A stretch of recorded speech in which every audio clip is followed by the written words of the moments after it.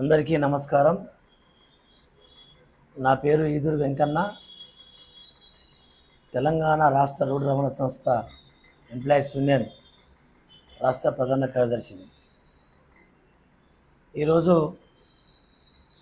గత 10 సంవత్సరాలుగా పెండింగ్లో ఉన్న సమస్యల పరిష్కారం కోసం గత ప్రభుత్వానికి ఎన్ని విజ్ఞప్తి చేసినా కూడా ఏ ఒక్కటి పట్టించుకోకుండా అలాగే వదిలివేయడం వలన మరి ఆ క్రమంలో కార్మిక వర్గం అంతా ఆలోచించి కొత్త ప్రభుత్వం మారితే మా బతుకులు మారుతాయి, ఆర్టీసీ బాగుపడుతుందనే ఒక ఆశతోని నమ్మకంతోనే మరి కాంగ్రెస్ పార్టీని గెలిపించడం జరిగింది. దాంట్లో ప్రధాన పాత్ర ఆర్టీసీ కుటుంబాలు పోషించడం జరిగింది.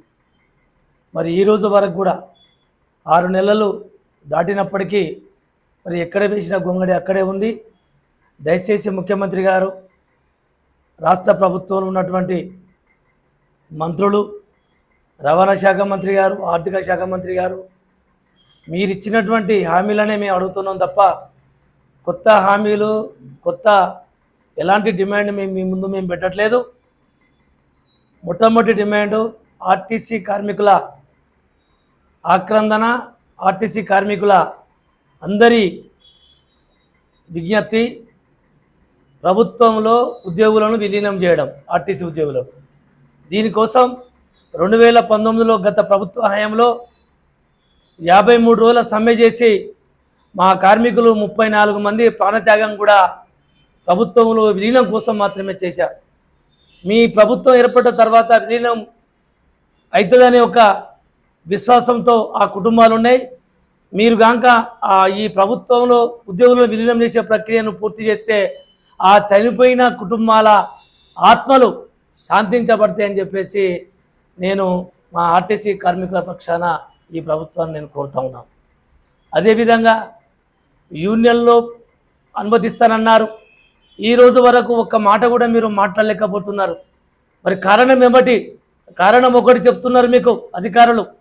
ఇలా యూనియన్లు కనుక అనుమతిస్తే ఆర్టీసీకి నష్టాలు పెరుగుతాయి ఈ యూనియన్ నాయకుల వల్ల అని చెప్పేసి కొంతమంది ఆర్టీసీ అధికారులు మా ఎండీతో సహా మీకు తప్పుడు సమాచారం ఇస్తున్నారు. అది వాస్తవం కాదు. మీరు ఒక్కసారి లెక్కలను చూడండి. 2014లో తెలంగాణ రాష్ట్రం ఏర్పడ్డప్పుడు ఆర్టీసీ అప్పులు కేవలం 2500 కోట్లు మాత్రమే. మేము ఆర్టీసీ సమ్మె చేసేటప్పటికీ 2019 వరకు అవి 4000 కోట్లకు మాత్రమే చేయడం జరిగింది. మరి ఆ 2019లో యూనియన్లు రద్దు చేసిన తర్వాత ఇప్పుడు 5 సంవత్సరాల కాలంలో 6000 కోట్ల రూపాయలు అదనంగా నష్టం ఎందుకు వచ్చింది? మీరు అనుకున్న విధంగానే యూనియన్లను రద్దు చేసిన తర్వాత గతంలో ఉన్నటువంటి నష్టము పోయి మరి లాభాల బాటలోకి రావాల్సినటువంటి ఆర్టీసీ మరి 10,000 కోట్ల నష్టాలకు ఎందుకు తీసుకెళ్ళింది? దీనికి కారకులు ఎవరు, బాధ్యులు ఎవరు అని చెప్పేసి నేను మీ ద్వారా వీళ్ళని అడుగుదా క్వశ్చన్ చేస్తూ ఉన్నాం.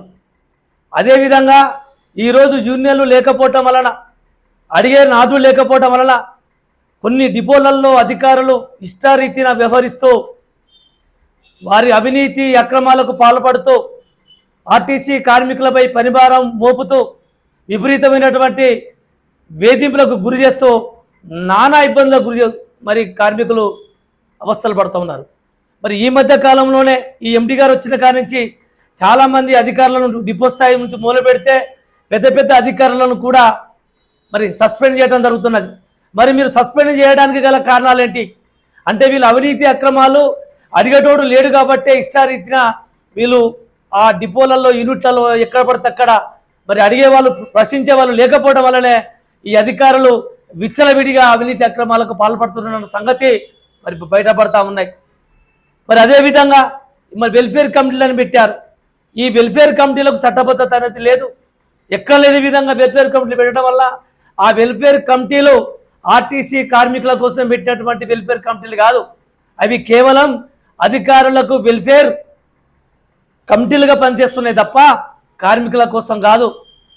ఆ కమిటీలను కూడా సంబంధిత డిపో అధికారులు వారికి నచ్చిన వారిని, వారికి ఊడియం చేసే వారిని, వారి కింద కట్టు బానిసలుగా పనిచేస్తూ వారికి అన్ని విధాలుగా రాయబారాలు అన్ని విధాలుగా సౌకర్యాలు చేసి పెట్టే వాళ్ళని మాత్రమే మరి వెల్ఫేర్ కమిటీ సభ్యులుగా చాలామంది వరకు పెట్టుకోవడం జరిగింది. మరి వీరు ఎక్కడ కూడా కార్మిక సమస్యల మీద మాట్లాడేది లేదు, ఏ సమస్య కోసం కూడా వీళ్ళు పోరాటం చేసేది లేదు, ఎక్కడ కూడా వాటిని లేవనెత్తిన మాట లేదు. మరి అలాంటప్పుడు ఈ వెల్ఫేర్ కమిటీల వలన మరి ఎందుకు మరి మీరు రద్దు చేయట్లేదని చెప్పేసి మేము క్వశ్చన్ చేస్తా ఉన్నాం.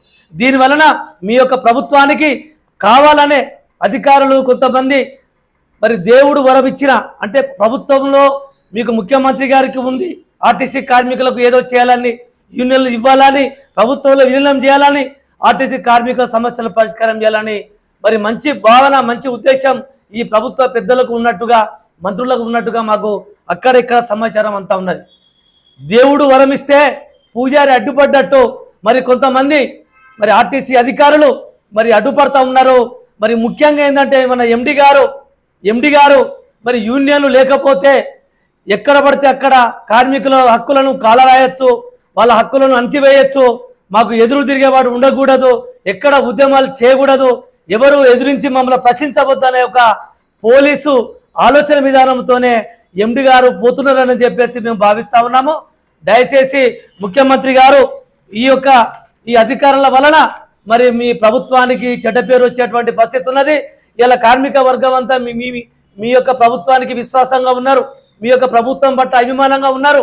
మరి కాబట్టి ఈ అభిమానాన్ని ఈ విశ్వాసాన్ని మీరు దూరం చేసుకునే ప్రయత్నము గౌరవ ముఖ్యమంత్రి గారు చేసుకోవద్దని చెప్పేసి నేను తెలియజేస్తున్నాను.